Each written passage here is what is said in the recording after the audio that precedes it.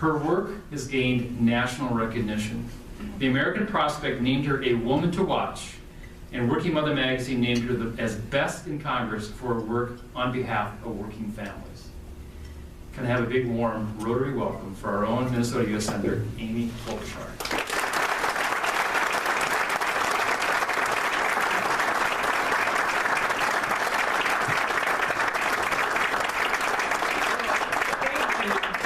So much, Dick. That was so nice. And I will say a little step up from my favorite introduction I got a few years ago when I was standing there with Franken, who's the junior senator, and that means I'm the senior senator, and I was introduced as Minnesota's own senior citizen. Okay? That happened to me.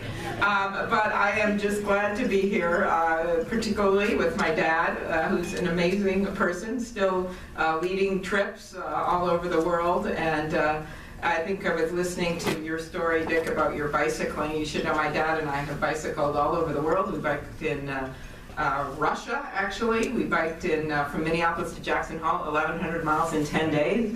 And our favorite bike trip was probably to Slovenia, where we were looking for our relatives. And we went to this little town looking for the Putzels, which is his mom's maiden name, and the mayor was there, and he said, yes, there were many, many brave Putzels in this town, and they fought in the wars against the Turks.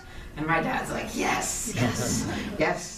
But then he said there was another Putzel family. And I go, oh, what family was that? He said, well, the man was kind of a minstrel, and he would play his guitar late into the night and have a lot to drink, and then he would sing songs, and he would offer up his house for about $1. And one night, someone took him up on it, and then he had no house, and he went to America. That's our relatives. My dad is still holding out for the warriors, but that's it. And it is also great to be here with John Moody, who I worked with and has been such a mentor to me, not only with as a lawyer when I was at Great Plant Moody for many, many years, but also just the civility that he has always brought and continues to bring to our politics. And I was at a business event with Fortune magazine a few months ago and saw Warren Buffett, and he said, of course, just say hello, because as you all recall, he made the smart move of buying Dairy Queen from the Moody family, and still serves dilly bars, right, at their annual meeting. So John is just respected really all over the country. Also with your Minneapolis Rotary Club President, Rick, thank you so much. And also, I know our St. Paul friend couldn't quite make it there, but I know a lot of people came over. One of my friends, Dan Winter, back there from St. Paul, told me that he always tells people that there's not a river that divides our two cities, or there isn't an ocean, it's only a river, but he said today it felt like an ocean. So I know it wasn't easy to get over in this weather. I will report, though, that we remember we had our lowest point of Minnesota weather in history, and I don't know if everyone saw this, but it went national during the polar vortex about a month and a half ago, when the Range Rover on Mars was in a particularly warm part of Mars, like the Venezuela of Mars, and the temperature on Mars taken by the Range Rover was actually warmer than International Falls, Minnesota that day. That was kind of an embarrassing moment for tourism in our state. But speaking of northern Minnesota, I was actually just did a tour up in February, which was not exactly the best plan, we thought at the beginning, on the Canadian border to I Falls and Thief River Falls and all the towns there, which, by the way, are doing some Thief River Falls amazingly well. And has a lot of job openings if you want to go up and work at DigiKey. But then we were over at Marvin Windows meeting with the Marvins, and somehow they were able to not only give me a hockey jersey with my name on the side that said Hockeytown USA, but I also got to meet in the middle, right after Oshie had that tremendous game for the men's hockey team. I got to meet with 3 former silver medalists, including Gordon Christian, another fellow from the 1952 team, and Henry Boucher, which was quite cool to see them and how well they're doing, and to see the excitement, as you talked about that Olympic spirit. I think they get a little bit forgotten, and to have this excitement come back where every single person in War Road is now claiming they're related to DJ Oshie, which I started to figure out maybe wasn't quite true, and to have that attention, a spotlight on them as well, was really well deserved. So thank you for our state office for setting up that trip.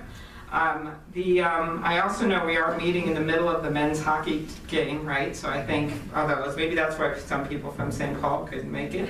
And I also want to thank the Rotary Club, of course, for what you're doing here locally, just the tremendous service work with College Possible. I'm a big fan of College Possible. My daughter actually volunteered there for 2 summers. And it really means a lot to our family, as well as the Minnesota Literacy Council. Feed My Starving Children. I've volunteered there for a few times myself. And then, of course, the global philanthropy the Rotary Club is involved in. So thank you so much for all of that work. I thought I'd just give a little bit report of how things are going. I always say that with some trepidation, give you a report on Washington. My husband always points out that he wonders why our daughter never really talks about my job very much in school, and he says, would you talk about your mom's job if it had an approval rating of 9%? But in any case, things have actually slightly improved, maybe not on the TV, if you see these shows where everyone's going after each other all the time for sport, but there has been some improvement. What was interesting is I thought we had reached the lowest moment actually on the fiscal cliff vote, which was about a year and a month ago on New Year's Eve, when at midnight, a true story, I thought, okay, you know, magic moment, midnight, we're voting on the deal at the end of the year so we don't go over the cliff. And I look to my left and I see Harry Reid, and my right and I see Mitch McConnell, every girl's dream, okay? Midnight on New Year's Eve, this was our group. So I thought, you know, it really might not get worse than this, but then of course, we had the shutdown, which really, I think, shook up Washington, and maybe it needed to get shook up. And it gave, I think, some more moderate Republicans like John McCain and Speaker Boehner the ability to kind of take on some of the stuff in their own party that had been slowing them down from being able to at least try to reach some agreement. And it gave some moderate Democrats a voice, and we actually ended up having a group of 14 of us, including McCain. I was in the group was half women, led by Susan Collins of Maine, to come together with an idea of how to end the shutdown. It actually was the model that the leaders agreed on, and the little known fact was that we actually went to them on both sides and said, we have the press room reserved in 3 hours and we're going to come out with our deal because we would have enough votes then. And then shortly before that time, they announced the end of the shutdown with the deal. So, which was very similar to what we had agreed on.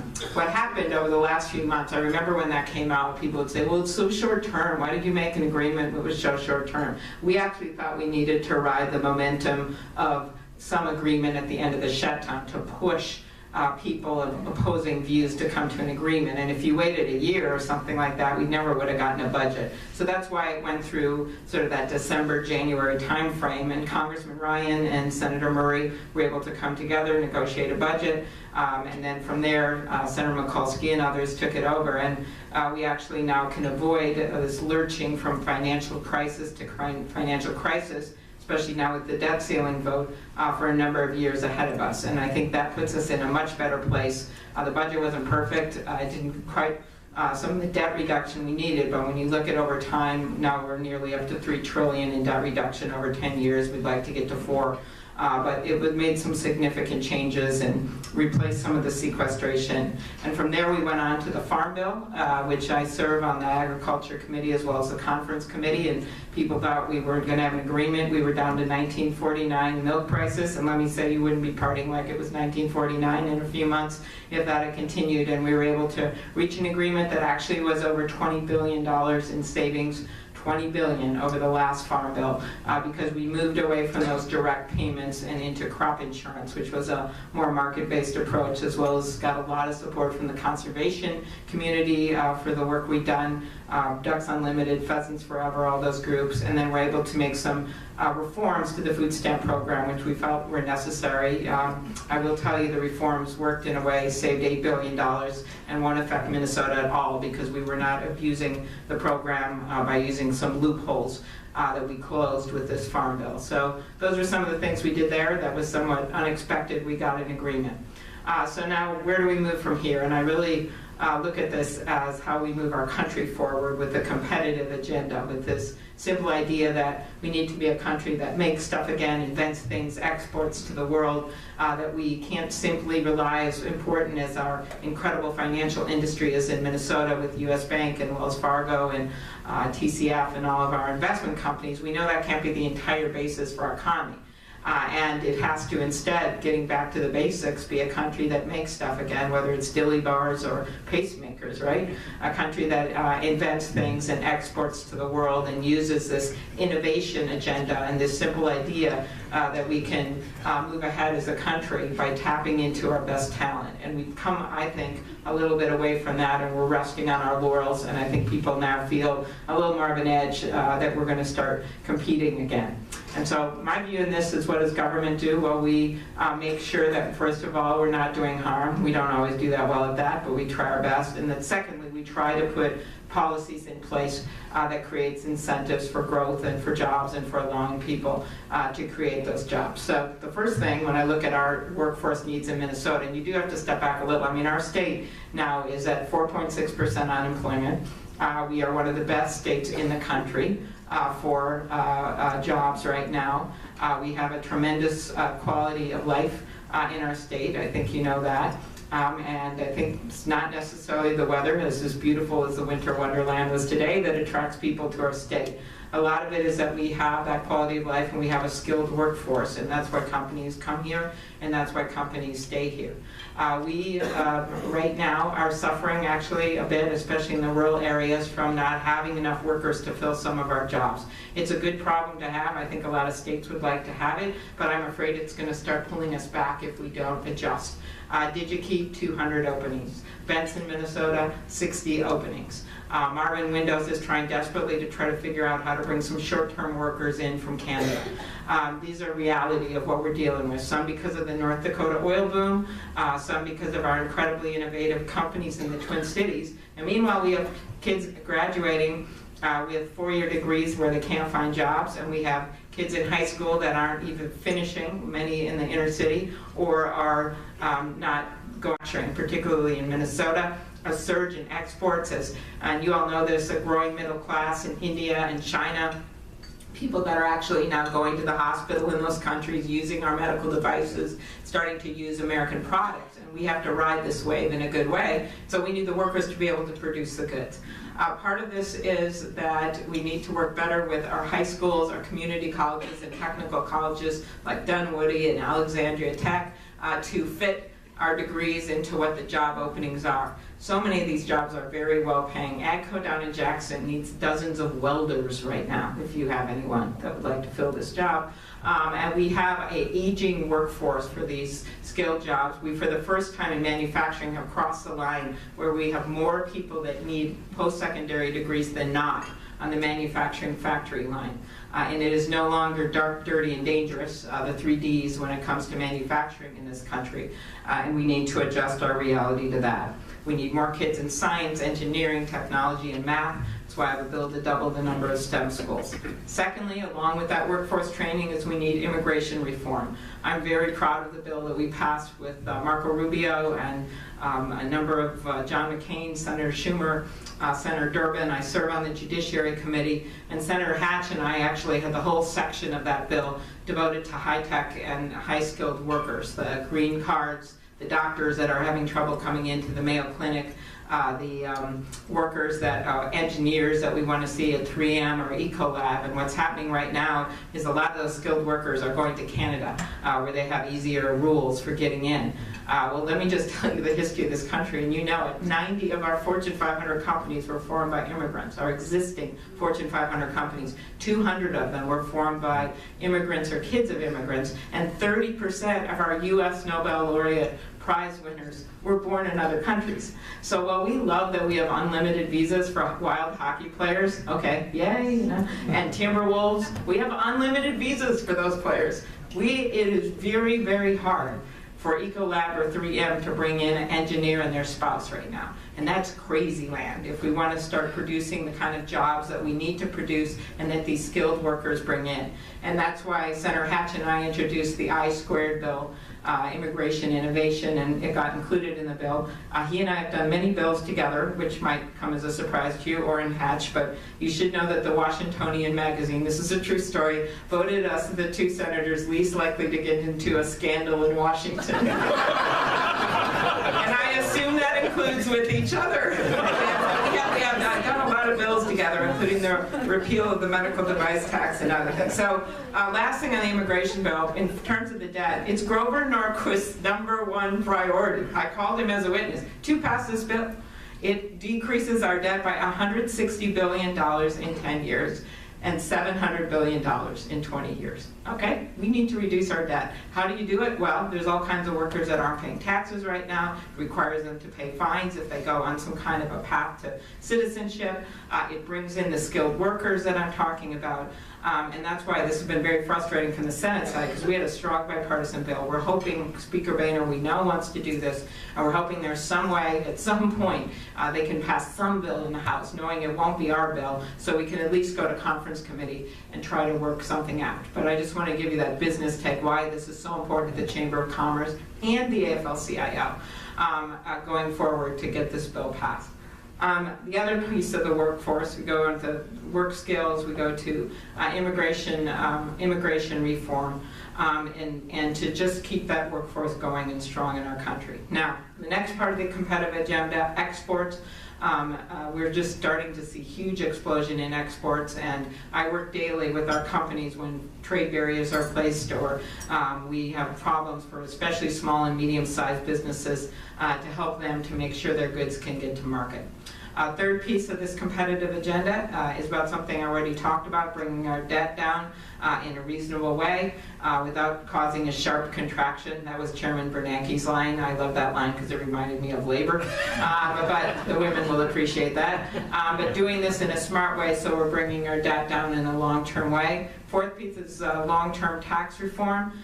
There's just general consensus right now that we should bring our corporate rate down in our country so we can be more competitive globally. I believe that. But to do it, we're going to have to close some loopholes and figure out with the business community, because everyone's loophole is someone else's incentive. But there's clearly a lot of complexity and problems in the tax code where you have companies, especially in the state of Minnesota, where we have retail like Target and Best Buy that are actually paying taxes. And then you have other companies, many of them not in our state, that aren't paying taxes. So we have to figure that out, and hopefully the business community will see the merit, and I think they will, and know they will, in bringing the tax rate down and finding some way to pay for it in the tax code by closing some of the loopholes. The last thing is transportation and energy policy. We have reduced our dependency on foreign oil from 60 to 40% in just the last few years. That is a tremendous change, and it's one of the reasons we're seeing manufacturing come back. It's a combination of things. It's the drilling that we see in North Dakota, the oil and natural gas. I went out there with Senator Hogan and saw it myself. It is the biofuels, which are now 10% of our fuel supply, and it's the higher gas mileage standards, which was one of the good things we did in Congress, and then the President went on to require even higher, worked it out with the auto companies, but those higher gas mileage standards are saving us energy and making our cars and trucks more efficient. So if we can keep along that track and keep developing this homegrown energy, we're going to be such a better place security-wise and economic-wise. And the same goes, of course, for transportation and making sure we can get the goods to market. So that's my view of the world. I wish I could just, wave a wand like I almost used to do when I was prosecutor and get all this done, but it's not that simple, and I think you all know I'm someone that works across the aisle. I was just, I think I was in the top 5 in the Senate for introducing bills that have companions in the Republican House. I work very well with the House in addition to the Senate, and we've been able to do a number of things with our business community to make a difference. Including changing some of the rules just recently around small aircraft that help Cirrus, whether it was making sure that Polaris and Arctic Cat and our bicycle manufacturers can continue to make some of the smaller ATVs and snowmobilers. And by the way, the one little thing that Dick didn't mention about me, I don't think we put it in our bio, I actually was named National Motorsport Legislator of the Year. I was honored at a motocross competition, and Mr. Wine at Polaris actually gave me an award. Now, this embarrassing thing was that I went into their headquarters, and I'm not really a motorcycle person, and I walked in and I saw one of those Indian motorcycles that they have just bought. And I'm like, wow, this looks retro. And he says, well, it was built in 1950. They thought it was a new one. So I try my best. But I truly believe my job is to represent all of you, no matter what party you're from, and to do the best for our state. And I also believe the courage in the next few years in Washington isn't going to be just standing by yourself and giving a speech and hurling insults on TV. Courage is going to be whether or not you're willing to stand next to someone you don't always agree with for the betterment of this country. So I know you believe that as Rotarians, and that's what your philosophy and how you approach your job and your work and your service work, and that's how I try to approach my job. So thank you, and I'd love to answer any questions that you have.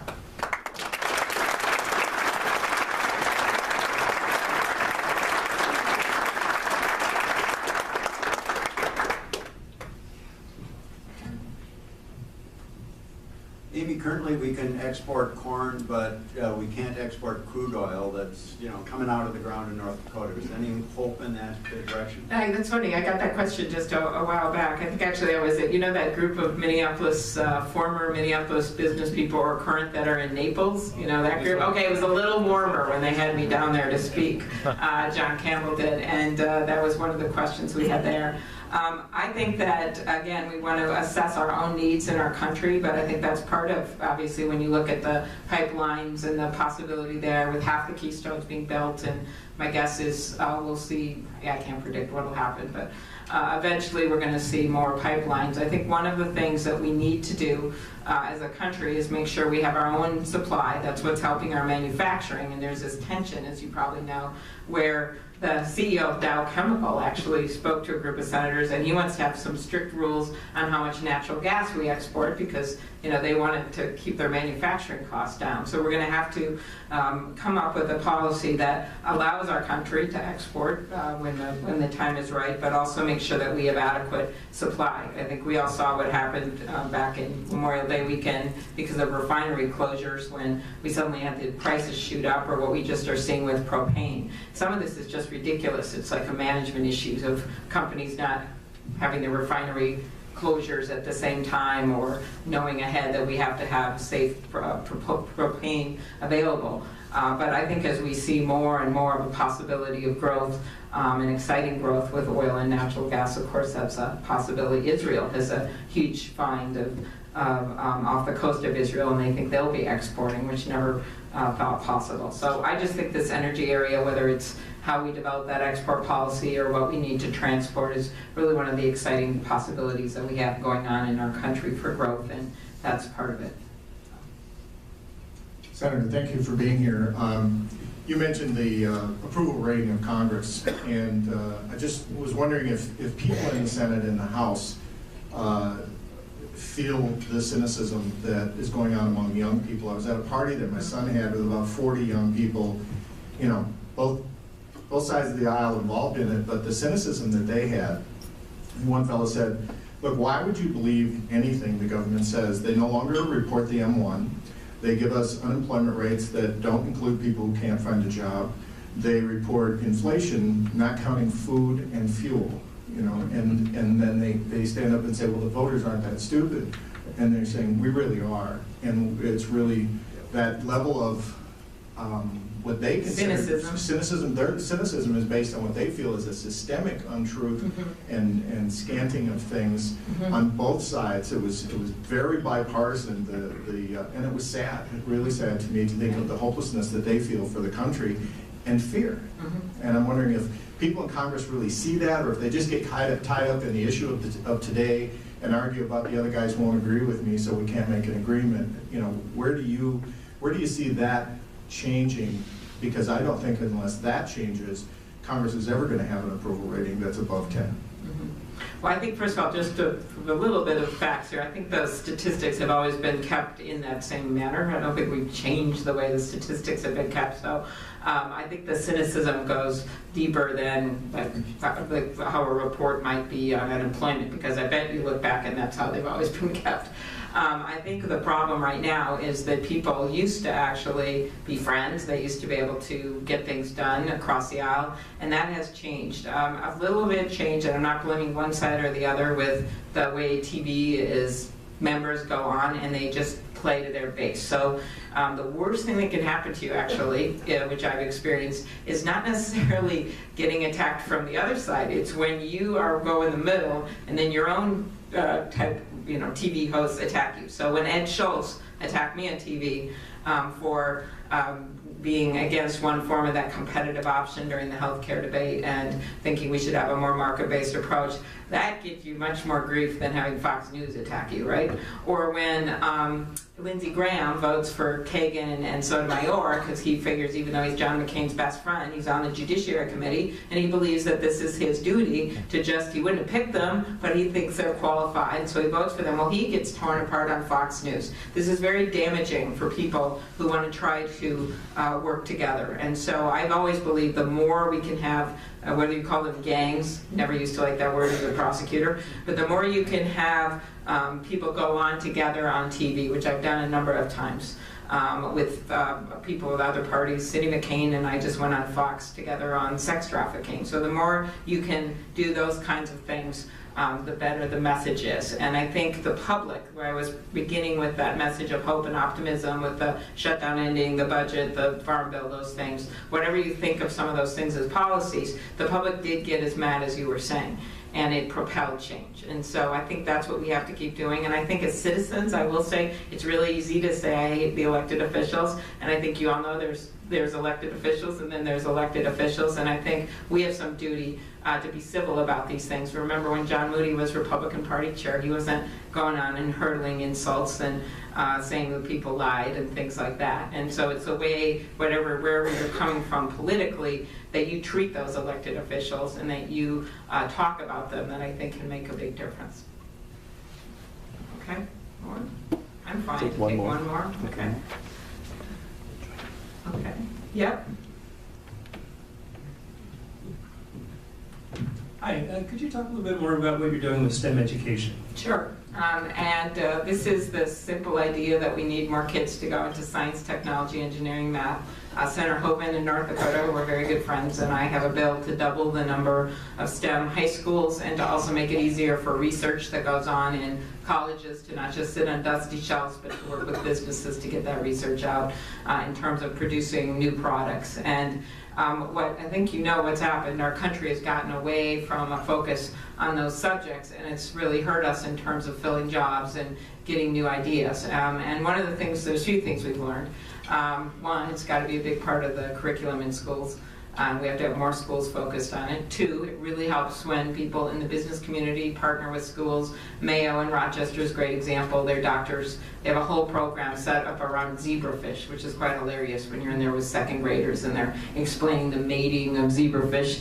And the doctors come in and work and they look at different stages of these zebrafish as they go on, or whether it was the company out in the Apple Valley that I visited, the school where they're working on a weekly basis with kids in our old-fashioned shop, where they're making automatic shakopee, automatic pool ball sorters, those kinds of things where there's actually, the kids can start to see the products and the parents can see the jobs that will come out of going into science, technology, engineering, and math. Last thing is just getting more women, as we need more people in general. We also need more women. There's been historically a low number of women that go into these fields. So that's a big piece of it. I don't know, I'll end by saying, I don't know if my daughter will follow the same route, although I didn't tell my dad this. She called me the other day and she was taking an English class. She goes, Mom, Walt Whitman, he is really repetitive. And I go, well, he's one of the most famous poets. I think he's a bit self-congratulatory. And I go, well, what are you moving on to next? Maybe that'll be better. She said, well, we're reading Moby Dick, and I was thinking about it, Mom, there's all these kids on the East Coast and the West Coast. We're just not an ocean family. I know Moby Dick's a little bit more than about oceans. But my favorite thing I ever did to my daughter was when she was in her senior year in high school, and it's a great thing. Anyone could actually do this with teenagers. So I called her one day in school, and I knew she actually had her newspaper class, so she could answer the phone. And I call, and she answers, and she says, "Why are you calling me?" And I go, well, because I wanted to tell you. She goes, "Mom, we're in school. School is where kids learn and teachers teach. Parents aren't supposed to call during the school day." And so then, about a month later, I had my revenge. I was actually on Air Force One, but anyone could do this. You could pretend you're on Air Force One, and when you're on Air Force One, you pick up the phone, and the operator calls whoever you want, and they called her. And she thinks, of course, the president's on the line, because I go, "This is for Abigail. Your mother's calling from Air Force One." And then she goes, "Hi, Mom. How are you?" So there's a little trick for parents. All right, it was great seeing everyone. Thank you so much.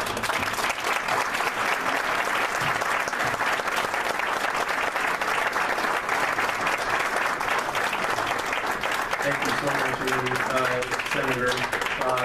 It's really inspiring to hear your leadership and what's going on. We have faith that you will get things moved through for us. I really do believe that. And again, thank you for your leadership. I just also wanted to say a big thank you for making it through the weather here. I was pretty desperate, and I actually set up a backup for you. He's still via satellite for us. Tammy, can you tell him we don't need him anymore? I'd like to also present this gift to you, and we'd ask that you would sign your name and maybe a few words of inspiration. It's a book we'll be donating to the Atwater Middle School's library. And we really do, again, appreciate it. Well, thank you so much. Thanks, Rick. Yeah, thank you. Just under back a little time, and hoping that you'll be here at the speaker's table for a few questions. Next week, we have the Atwater Middle School Essay Contest, so please show up for that. These kids have worked hard, and their messages are amazing. So that, everybody have a fantastic week. Oh, and thank you, St. Paul, for coming. Thank you very much.